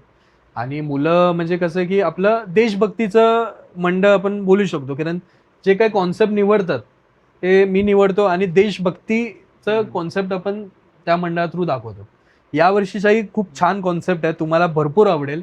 यावर्षी सुद्धा सगळं वर्क आपण करतोय आणि लास्ट इयरचं जे असं म्हणायला गेलं तर मिसाईलचा कॉन्सेप्ट, तर ऑपरेशन सिंदूर ह्या विषयावरती आपण कॉन्सेप्ट केला होता. आणि जे 3 मिसाईल्स होते, तर ते तिन्ही मिसाईल्स आपण जे मेनली यूज झाले होते आपल्या भारत सैन्याने जे यूज केले होते, तर तिन्ही मिसाईल्स आपण दाखवले. प्लस मग त्याच्यानंतर मिसाईल लॉन्च होतं तेव्हा जो धूर असतो तर त्याची आपण ती आरास दाखवली. आणि गणपतीच्या हातात जे काय वेपन्स होते ना, ते वेपन्स तुम्हाला माहिती आहे काय होते? ते वेपन्स असे होते की आपल्या भारतीय सैन्याचे जे काही शस्त्र आहेत, मिसाईल्स आहेत, म्हणजे जे एपीजे अब्दुल कलाम पासूनचे जे त्यांनी कलामांनी जे बनवलेले मिसाईल आहेत, त्रिशूळ, अग्नी, नाग, हे सगळे जेवढे काय मिसाईल्स आहेत ते मिसाईल्सचे पृथ्वी म्हणून मिसाईल आहे. म्हणून बघा तुम्ही गणपतीच्या हातामध्ये एका हातात पृथ्वी आहे, एका हातात त्रिशूळ आहे. आणि त्रिशूळ पण असा बनवला की तो मिसाईल सारखा त्रिशूळ आहे त्या टाईपमध्ये. म्हणजे आपण दाखवलं आणि त्याला मेटॅलिक इफेक्ट यासाठी दिलं की बाबा ते शस्त्र आहेत, समजलं. त्यामुळे त्याला मेटॅलिक इफेक्ट मध्ये तो आणि तशा प्रकारे आपल्या भारताला एक प्रेझेंट केलाय तो. आता ह्याच्यामध्ये अजून नळे पार्कचाही तू केलेलं आहेस, तर त्यावेळेचं सांग ना की एक असं मंडळ की ज्यावेळेला 100 कॅमेरे तिथे असतात, मग फिनिशिंग ही तेवढीच महत्वाची असते या गोष्टींमध्ये. हो. तर ज्यावेळेला असे नळे पार्कवाले किंवा असं काही मंडळ येतं त्यावेळेला तू कसं बघतोस त्या गोष्टी? पहिली गोष्ट म्हणजे नरेपारचं काम मी पहिल्यांदा केलं होतं. इंद्ररूपात ती मूर्ती होती हत्तीवरती, आपल्या ऐरावतावरती. तर त्याच्यामध्ये मला निखिल खातू माझा चांगला मित्र आणि तसं म्हणजे ताळमेळ असं की बाबा मी वेपन्स वगैरे बनवत होतो याचे, हे त्याला माहिती होतं. मग त्याने बोललं की विक्रम आपलं काहीतरी करायचं आहे आणि ग्रँड करायचं आहे. ते विक्रम मी तुझ्यावरती पूर्ण भरोसा करतो आणि ते तू कर आणि त्याचं काम दाखव. आणि तसं मग मी त्याच्यामध्ये मग वज्र बनवला आणि लेफ्ट साईडला अजून एक शस्त्र बनवला, पार्श. हत्तीला कंट्रोल करायला जो पार्श असतो तो पार्श मी बनवला. तर त्याच्यामध्ये जे डिझाईन्स यूज केले आणि त्याची जी डिझायनिंग होती ही कम्प्लीट मी केली. त्यांनी मला फक्त स्केच दाखवला की बाबा असं, आणि मी मूर्ती जाऊन बघितली. मग त्याच्यानंतर कसं असतं की माप, तर माप जो आहे तो मी वरती चढून घेतला आणि निखिल स्वतः उभा होता तिकडे. तेव्हा माप घेतला, तेव्हाचे अध्यक्ष होते आणि अजून मंडळाचे जे मेन लोक होती आणि त्यांनी स्वतः बघितलं. मी मटेरियल आणला होता, मटेरियल दाखवला, एक आउटलाईन म्हणून मी तो एक सॅम्पल पीस आणला होता, तो त्यांनी स्वतः हातात धरून पकडला. अरे बोललो हे जाम हलकं आहे आणि मजबूत पण आहे, बोललो छान टेक्निक आहे वगैरे. आणि मग तसं मग त्या प्रकारे ती बनवलं मी, एवढा मोठा शस्त्र तो बनवला आणि तो सक्सेस झाला. आणि त्या शस्त्रामध्ये तुम्ही बघाल एक डिटेल्स म्हणून बघा, खाली जो ऐरावत होता तोच ऐरावत, एक छोटासा ऐरावत मी तिकडे त्या वज्रावरती खाली एक हम्म. छोटासा ऐरावत सेम व्हाईट मध्ये मी बनवला. तसं म्हणजे एकूण एक जो कॉन्सेप्ट जो असतो ना, मूर्तीचा कॉन्सेप्ट, शस्त्र फक्त बनवायचे म्हणून बनवले असं नाही, पण जे डिटेल ते चारी बाजूनी दिसणार. तर माझं पूर्ण चारी बाजूनी डिटेल्स असतात, डिझाईन्स असतात, आणि जे डिझाईन्स मी वापरतो किंवा जो कॉन्सेप्ट मी वापरतो ते मी स्वतः डिझाईन करतो. आणि त्या प्रकारे जो गणपतीचा कॉन्सेप्ट असेल, किंवा इंद्र रूपात असेल किंवा लक्ष्मी रूपात एकाचा काय विना असेल, तर त्याच्यामध्ये कसं मग आपण लक्ष्मीचे एलिमेंट्स यूज करतो. तर तशा प्रकारे मी स्वतः यूज करून त्याचं स्वतः मी कस्टमायझेशन करून मी ते बनवतो, आणि त्या गोष्टी आज सक्सेस झाल्यात. तुम्ही पाहू यावर्षी काय शकता. तुला नवीन पाहायला भेटेल मार्केटमध्ये? यावर्षी नवीन म्हणजे यावर्षी अनिकेत शेवाळे आपला मित्र आहे छान पद्धतीत. तर अनिकेत शेवाळेंनी पहिल्यांदा जेव्हा वर्कशॉप चालू केला होता, तर त्याचे सगळे वेपन्स मी बनवले होते. आता त्याच्यानंतर यावर्षी मी त्याच्यासोबत कोलॅबरेशनमध्ये सगळ्या वेपन्स वगैरे आर्चेस असतील ते थोडेफार मी बनवतोय. आणि त्याच्यानंतर प्रथमेश घाडगे आहे, तर त्याचं सुद्धा मी काम करतोय. परत सतीश दादा आहे, सतीश दादांचं पण आपण एवढे वर्ष केले. अगदी गणेश गल्लीचा मोठा जो डमरू होता तो तुम्ही पाहिलात जेव्हा सतीश दादांनी बनवली मूर्ती, तो अख्खा मोठा डमरू मी स्वतः बनवला होता. आणि त्याच्यानंतर भरपूर असे मंडळ आहेत ज्यांचं खूप काय वेगळे वेगळे गोष्टी आहेत. आता म्हणजे काम अजूनही चालू आहे, आणि आता कसं आहे की अजूनही आपण मीटिंग्सही चालू आहेत, तर मी ते लवकरच सांगेन त्याच्या तुम्हाला. पण काही आठवणी सांग ना, गणेश गल्लीचा ज्यावेळेला डमरू केलेलास तेव्हाचे. ती खूप छान आठवण आहे. म्हणजे मी गेलो होतो, माझं सीएसटीला कागदाचा गणपती, जसं मी म्हणालो डीएन रोडचा राजा गणपती मी बनवत होतो. आणि मी दादाला विचारलं, सतीश दादाला, दादा काय आता म्हणजे काय शस्त्र वगैरे आता नाही ना, बोललो सगळे मी ऑर्डर दिले कम्प्लीट करून. तर मी बोललो नाही नाही, बोललो मी बघ दादा तिकडे मूर्ती बनवायला रात्री चाललोय, फुल नाईट तिकडे असणार आहे, आणि मी येऊन घरी झोपेन वगैरे करून. मी केली मूर्ती बनवली, सगळी 7 वाजता मस्त उभारणी, घरी आलो आणि झोपलो. आणि मला माहिती ना माझा फोन सायलेंटवर असतो, फिल्म इंडस्ट्री शूटिंगची सवय, मला दुनियाभरचे फोन. 1 वाजता मी उठलो तेव्हा पाहिलं की बाबा एवढे फोन आले. अरे बाप रे बाप. मग नंतर कुठे काय झालं की बाबा की दादाचा मी फोन उचलला, मला भरपूर फोन आले आणि वेगवेगळ्या नंबरवरून, काही मंडळातले पण फोन असतील मला वाटतं त्यामध्ये.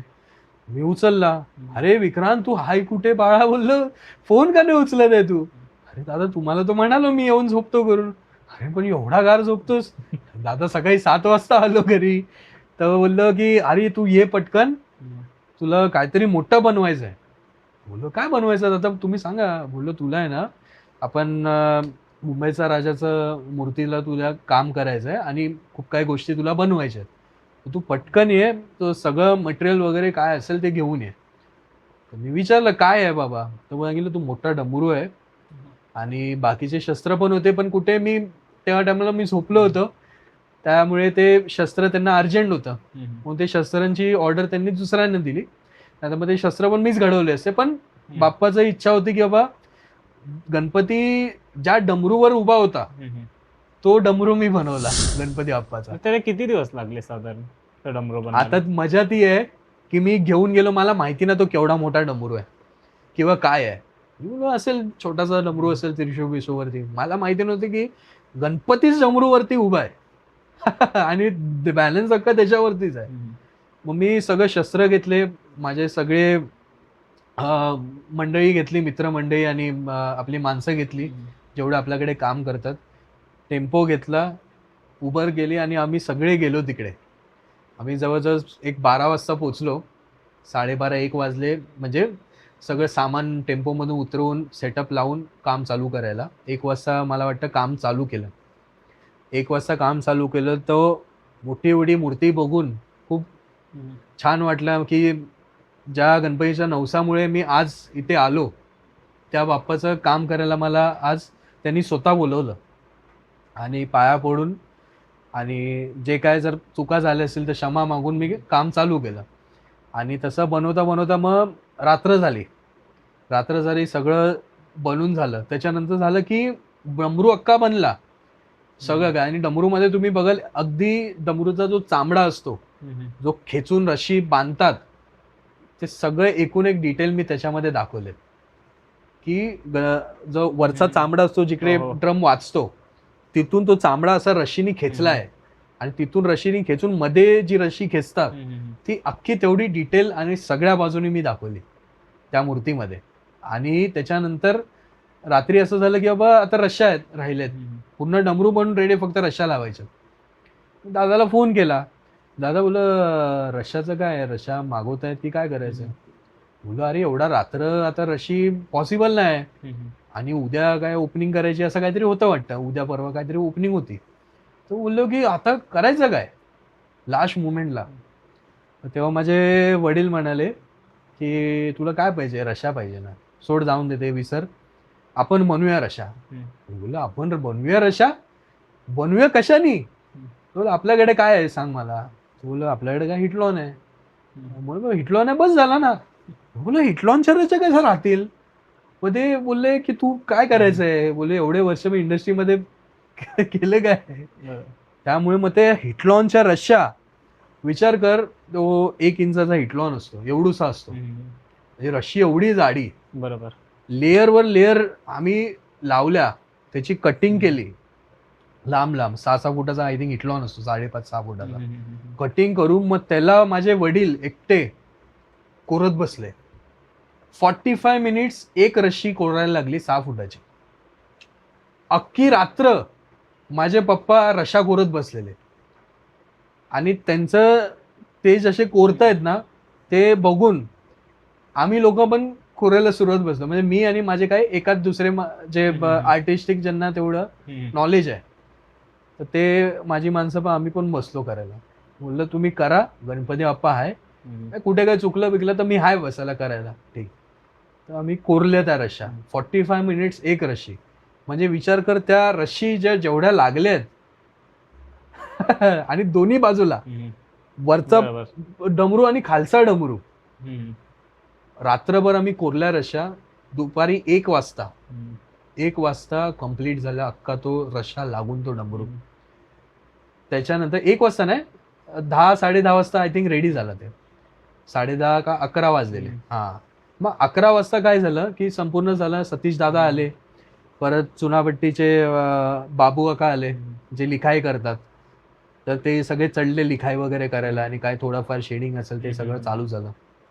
आणि सीन असं झाला की बाबा डमरू बनवला आपण आणि छान सगळ्यांना आवडला. आणि झाला विषय असा की माझे पप्पा बोलले की अजून काम सुरू नाही झालंय. आणि झालं काय की पूर्ण तो आधीचा दिवस डे प्लस नाईट झालेला आणि त्याच्या आधी आम्ही 2 महिने कंटिन्यू डे नाईट काम करतोय. आणि तिकडे मग शेवटी माणसं झोपेला आले आणि असे पडले. शेवटी तिकडे सेटअपचं काम एका बाजूला झोपले पडले. बोललो थोडा वेळ 1 तास जरी आराम घेऊन मग आपण बसू, सामान गोळा करून आपण टेम्पो काढू आणि आपण पण जाऊ घरी. विषयाला पप्पा बोलले की नाही अजून नाही, शेवटचं काम राहिलंय. बोललं काय? तर डमरूला रश्या असतात 2 ज्याला बॉल्स लागलेले असतात ज्याच्याने डमरू वाजतो, ते बनवायचे राहिले. बोला अरे बापरे. मग सतीश दादा बोलले की नाही ते नाही बनवले तरी ठीक आहे चालेल करून. तर बोललं नाही, अपूर्ण राहणार ती गोष्ट. मग पप्पानी जिद केली, मग कुठे आम्ही पण मग ताकद आली आणि मग मी पण बोललो की नाही त्या गोष्टी पाहिजे. आणि त्या गणपती बाप्पामुळे आज मी एवढं जग बघतोय आणि आज एवढ्या मूर्त्या मी डिझाईन करतोय. सगळं काय माझं नाव बिव किंवा जे काय मोठ्या जागेवर मी पोहोचलो ते या बाप्पामुळे. तर मी त्या बाप्पाला अधुरा नाही सोडणार. मी जे आहे ते भले लास्ट पर्यंत पण मी करणार. आणि मग त्या दोन्ही त्या रश्या बनवल्या, त्या बॉलवाल्या रश्या त्या बनवल्या, त्या लावल्या आणि मग फायनली तो गणपती बाप्पाचे लिखाई पण त्या तोपर्यंत पूर्ण झालं. मग 1 का 1:30 वाजला होता. हाफ एन आवर आम्हाला लागला पॅकअप करून निघायला. 2 वाजता आम्ही निघालो. पण अशा प्रकारे ती मूर्ती पूर्ण कम्प्लीट करून आणि जे काय झालं अगदी त्या राक्षसाच्या कानामध्ये पण तुम्ही व्हाल की 2 ज्वेल्स आहेत असे, तर ते सगळे पण आम्ही सगळे बनवले. कुठे काय लागलं कमी जास्त तिकडे आम्ही मदत केली. आणि सतीश दादांनी चान्स दिला त्या गोष्टीला आणि एवढा भरोसा दाखवला की सगळ्या गोष्टी पार पडून आणल्याने गणपती बाप्पांनी कुठे साथ दिली आपल्या, की सगळं आपण जे काही काम केलं. हे जे ओव्हरऑल जे वेपनचं करतोय त्याला एक मिनिमम इन्व्हेस्टमेंट तुझी किती लागलेली अर्ली स्टार्टिंग मला? आता मिनिमम इन्व्हेस्टमेंट म्हणजे आता कसं असं की पहिल्या वर्षी मी जेव्हा कारखाना केला तेव्हा कसं की केलं आणि पप्पांची साथ होती. तर माझी जी स्केचमध्ये जे काय अमाऊंट होती, तर मी ती स्केचची सगळी अमाऊंट मी वापरली वेपन्स बनवायला. आणि मग तशा प्रकारे एक मिनिमम इन्व्हेस्टमेंट आपण पकडायला गेलो तर एक 50,000 असेल आय थिंक, मी हातात माझ्या खिशात होते. आणि माहिती ना कसं काय करायचं. आणि मग आता करतोयस तू हा. ह्या वर्षी आतापर्यंत, म्हणजे हा जोपर्यंत पॉडकास्ट आहे तोपर्यंत किती अप्रॉक्सिमेटली इन्व्हेस्टमेंट झाली असेल आता? कारण आता हे भरपूर वाढलंय. भरपूर इन्व्हेस्टमेंट असं सांगायला गेलो तर लाखांच्या वरती, म्हणजे CR पर्यंत तरी गेली असेल. आणि एवढ्या आणि एक वस्तू अशी छोटी मोठी वस्तू नाही, एक वस्तू अशी मोठमोठी 18 फुटाची, 12 फुटाची, 14 फुटाची, असे मोठमोठे शस्त्र. तर कुठे त्याच्या मागे लोखंड पासून ते सगळ्या काही गोष्टी लागतात. ते एवढे वर्ष जे आले तर भरपूर जाम इन्व्हेस्टमेंट झाली त्याच्यामध्ये. आता हे तू मोठे तर तू बोलतच होतास, पण ह्याच्याबरोबर मोठ्यांमध्येच ना आता भरपूर तू छोटे मूर्ती केले, ज्याच्यामध्ये गेल्या वर्षी आम्ही वेव ब्रदर्सच्या ह्याच्यामध्येही बघितले. हो. तर ते सांग ना की मोठ्या ह्याच्यामधून छोट्या ह्याच्यामध्ये जाण्याचं कसं काय सुचलं? तर वेळेबंधू त्यांनी पाहिलं की मी असे असे गोष्टी बनवतो करून, नरे पार्कचं माझं वगैरे काम बघितलं. आणि त्याच वर्षी ते माझं जे मी शस्त्र त्याला दाखवलं, मोठा शस्त्र मी बनवला होता इंद्रदेवाचा, नरे पार्कचा. तो त्यांनी बघितलं मी घेऊन आलो करून. त्यांनी त्या गोष्टी वेळेला तू बोलला की विक्रांत हे लहान मध्ये बनवू शकतं का? मी बोललो का नाही बनवू शकत, बनवू शकतो. मग त्याच्यावरून मग छोट्या मूर्त्यांचे शस्त्र मी बनवले. त्यांनी चंदनवाडीचा गोड गणपती बनवला होता कमळावरती, विजय खातू काकांनी बनवली होती. तर तो कमळ वेळेबंधूकडे तो मी बनवला, हातातला कमळ मी बनवला, बासरी मी बनवली. आणि असेच भरपूर गणपती आहेत त्याच्याकडे. मग पहिल्यांदा मी पंख कधी बनवले नव्हते कुठच्या पक्षीचे वगैरे. पहिल्यांदा मग मी त्याच्याकडे गरुडाचे पंख बनवले. ती पण चंदनवाडीचीच मूर्ती होती गरुडावरती. ती आय थिंक सिद्धेशनी बनवली होती मूर्ती ती. तर त्याची छोटा मिनिएचर वेळे ब्रदर्सनी केला होता, राहुल वेळे त्यांनी बघितला होता. तर त्याचे पंख मी बनवले आणि हुबेहू, आणि खूप सुंदर झाले ते पंख. मग त्याच्यामधून मला एक आला की बाबा ह्याचे मोठे पण बनवू शकतो आपण. मग तसंच मग मध्य भायकाळाच्या गरुडावरती मूर्ती होती, तर त्याचे अखंड मोठे पंख ते मी बनवले. आणि नंतर दादरची एक अजून एक मूर्ती होती सतीश दादाकडे, ठाण्याची मूर्ती होती, तर त्याचे पण गरुडाचे पंख मी बनवले. असे मोठ्या पंखामध्ये पण मला अनुभव आला छोट्यापासून. तसेच छोटे प्रभावी पण मी बनवले रबरचे. तर छोटे प्रभावी मी वेळे ब्रदर्समध्ये पण बनवले. आणि माझा मित्र आहे शिवा म्हणून, इथे सायन कोलीवाड्याला राहतो. तर त्याचा गणपतीची मूर्ती होती, त्याला GSB रूपामध्ये गणपती बनवला होता. वडाळ्याचा GSB जो मोठी मूर्ती असते, पाटकर जे काका बनवतात, तर त्यांचा तो सेम हुबेहू GSB छोट्यामध्ये 2.5 फुटामध्ये त्यांनी बनवला होता. अरुण दादांनी बनवला होता मातीमध्ये.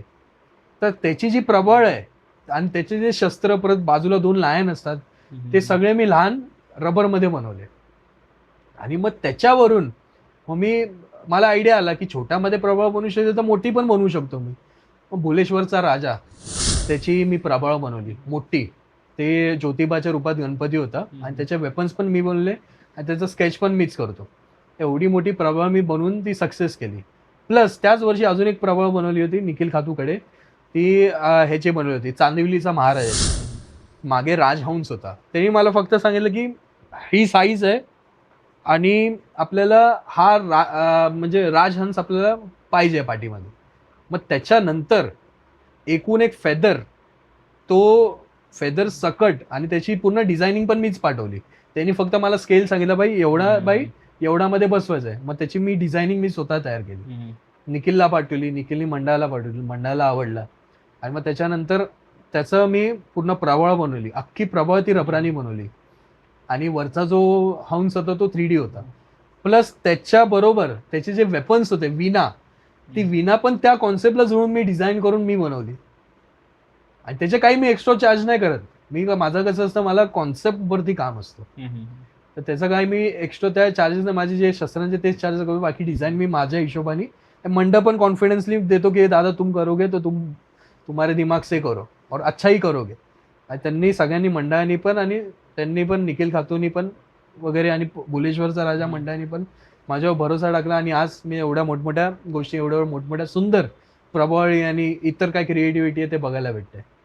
ओके, तर आता आपण फायनल सेगमेंटमध्ये आलोय की ह्या लोकांकडून काय शिकाल किंवा लोकांनी ह्यांच्याकडून काय शिकावं ते तू अच्छा. सांग. असे आम्ही 5 जण घेऊ, तर त्याच्यावरून तू सांग की ह्या लोकांकडून काय शिकू शकतो ते. सगळ्यात पहिलं तर विजय खातू साहेब. त्यांच्याकडून म्हणजे पहिली गोष्ट तर बॅलन्सिंग. कारण मी बॅलन्सिंग जेव्हा मला माहिती पडलं तेव्हा काकांपासूनच माहिती पडलं. त्याच्यानंतर रचना करणे गणपतीची, ठेवण, ॲनाटॉमी काय असावं हे तर मी त्यांच्याकडून तिथून शिकलो. त्यानंतर काशीनाथ माटवकर. काशीनाथ माटवकर तर लेजंड होते. ते त्यांच्याकडून मी भरपूर काही शिकलो. आणि मी खेतवाडीचा कामाटीपुराचा राजा, फेटावाला गणपती असायचा त्यांच्याकडे.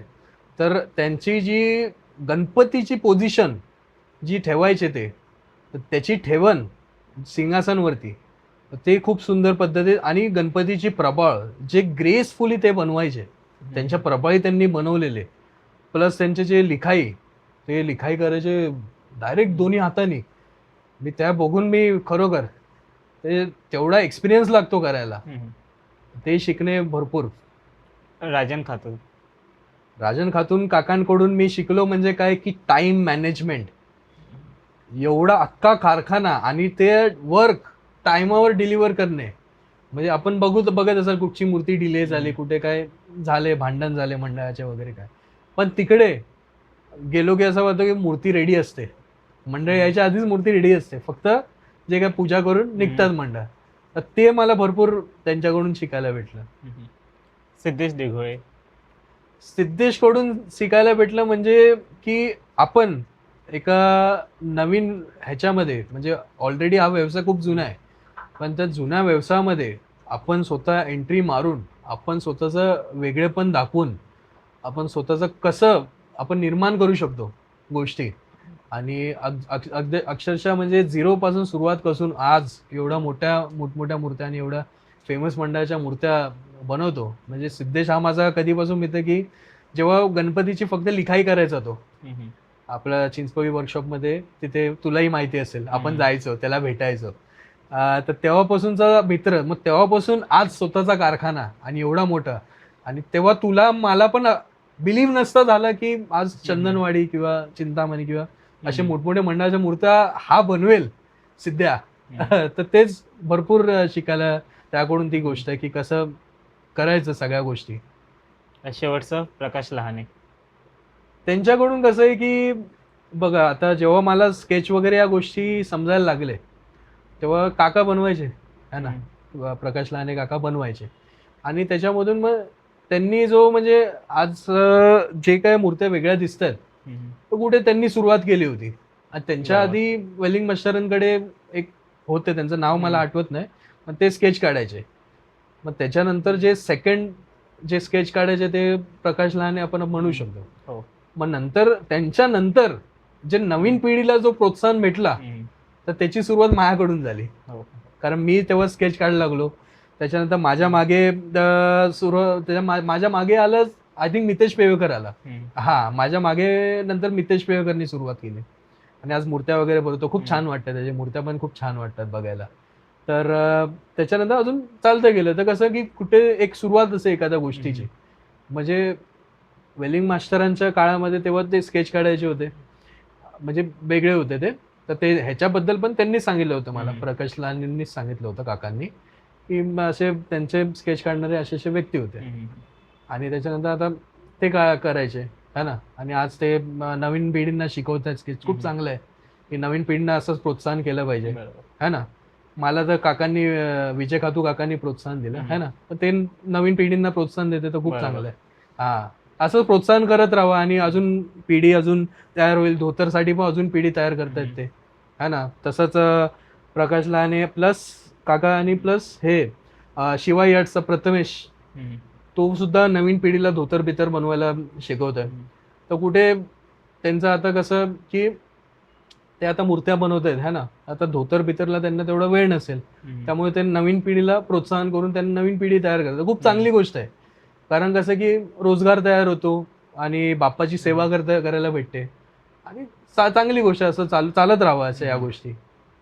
तर जो पहिला प्रश्न विचारलेला तोच, कसं वाटलं इथं येऊन, ते आता कसं वाटलं बोलून?